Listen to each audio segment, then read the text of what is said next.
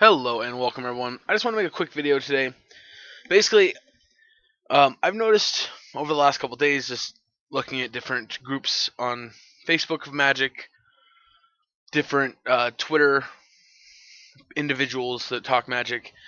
There's kind of a discrepancy in how we talk about and refer to and think about archetypes and deck styles and things like this, and what technically fits into what category.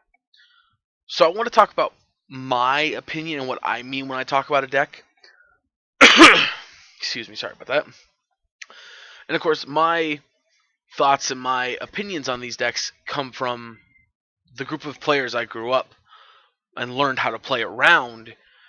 Um, they kind of instilled these ideas and thoughts into my head, and we're going to talk about some of them. What I consider the basic kind of core decks and core strategies. And I'm going to use examples from Standard and Modern from recently. Let me know what you guys like this kind of video. Well, let me know if you guys want more videos like this. I'd be super down to talk about things like that. Um, anyway, so we're just gonna get started. So, kind of the base deck and a deck I know when I first started playing Magic, it was kind of the quote unquote easy deck, the kind of dumb person deck, um, which isn't true at all. But that was basically what I kind of was introduced to it as. And that was like aggro decks, aggressive decks. Decks that their strategy was basically to kill you before you can do anything to stop them or gain too much life or whatever. And decks that were in this category are like decks that are like red deck wins, like the Cavalcade Calamity deck with a bunch of 1/1s that attack. The red decks in Standard right now. Um, then like Mono Green Stompy and Pioneer, which is a really aggressive green deck with big green creatures. And while it can kind of flex into almost a mid-range deck, a lot of times the strategy is just always going to be trying to kill you before you can do anything. And then like white aggro, like the mono white aggro deck or the Boros aggro deck that was played in uh, the Pro Tour with Ravnica Allegiance, not Allegiance, but the one before Allegiance, the first set of the new Ravnica. Um, that LSV and a bunch of other pros played in the top 8 of the Pro Tour. Um, and then you have decks like this that are trying to kill you really quickly. They have minimal interaction, minimal um, defensive aspects, uh, basically just enough to push through to kill you, and most of them are usually relegated to sideboard, um, or they'll have things like I can't beat combo, so I gotta have some kind of attempt to stall off a combo deck. Now, typically aggro decks stay very low to the ground. Their curves aren't very curve-like. They're usually a bunch of 1 and 2 drops, or creatures that you can cheat into play like Mono Green Stompy. You have like Galta that you can get into play for like 5 mana, 4 mana, or 4 mana earlier in the game, but it's an expensive card. Um, so that's basically how I view aggro decks. They're a lot more difficult to play than they seem. You kind of have to make a decision when is time to attack. What's the best way to play out your spells? Another deck that I see a lot of people consider or compare as an aggro deck that to some extent I agree with, but at the same time I think it's a little more complicated than that. It's like Boros Burn in Modern. Um, Absolutely has that mentality of I got to kill you before you can get out of this. So I completely can agree with there being a aggro deck mentality to it, but I'm not quite sure it's so cut and dry. Um, yeah.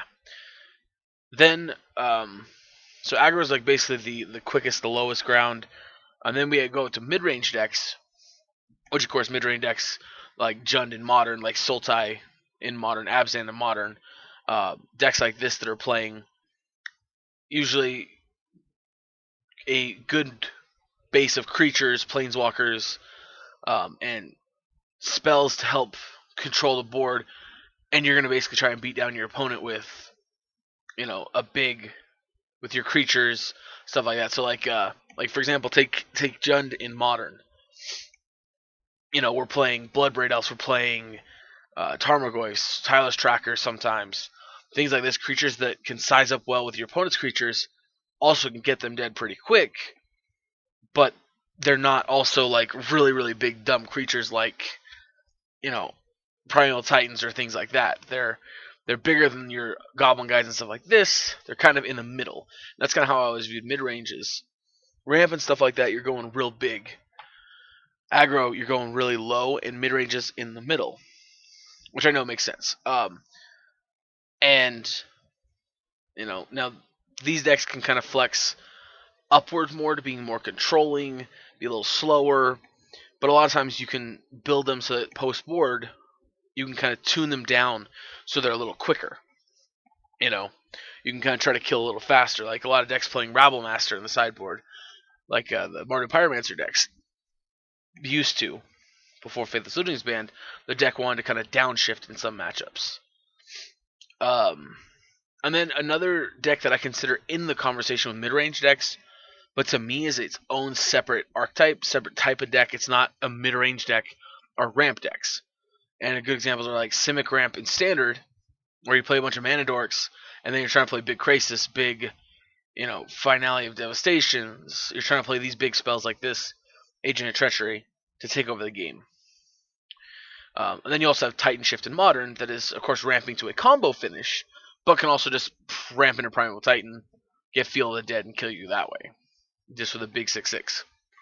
Another good example of ramp is Amulet, but that's also kind of more combo-y too.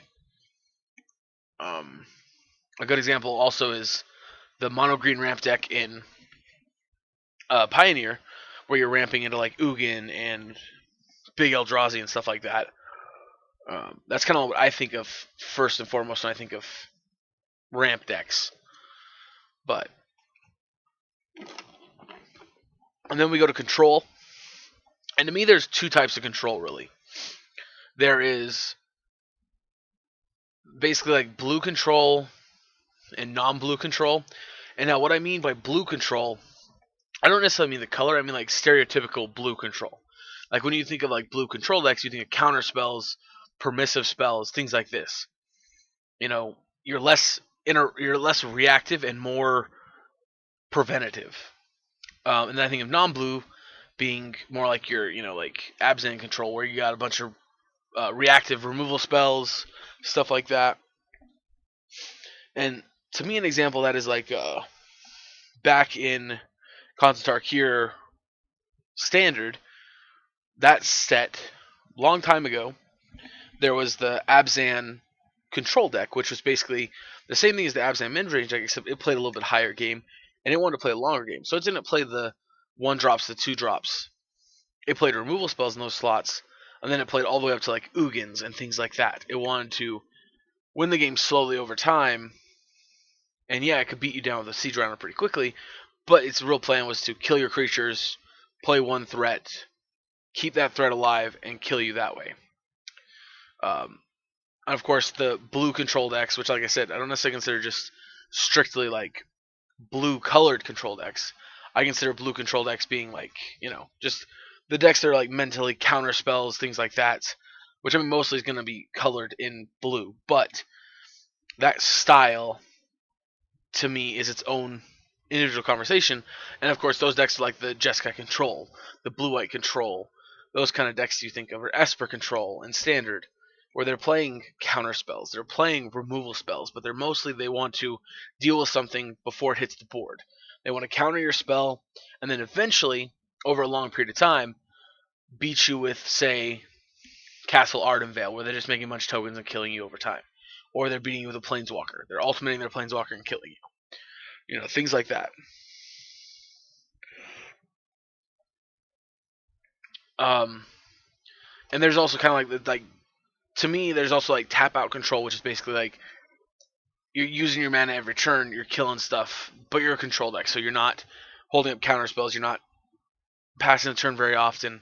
That's that Abzan type control, that non-blue control. So, and that's it. To me, playing control, it's more of a long game, real strategical. You have to really know formats really well, know the decks really well to be very successful at control. Now you can be successful without this, but I think that's the best way to be successful with it. The next one is tempo, and tempo is a little bit more complicated of one because it's not necessarily aggressive, but it's not a mid-range deck, and it's more about a play pattern than it is an actually anything else. And the most common and easiest ones for me to describe would be like mono blue tempo from the previous format. That was all the flash 1 drops, flash 2 drops, stuff like that. Tempest Jin, that stuff. That was mono blue tempo, and that was whole thing was I'm gonna resolve a threat. I'm gonna put Curious Obsession on that threat, draw cards, and then protect that threat and kill you that way. And that's like the same thing like Temur Delver, Rug Delver. That's the same thing. But Blue Red Delver, Grixis Delver. Those strategies where I'm going to stick my Delver, I'm going to flip my Delver, and then I'm going to control the game just enough to kill you with a Delver.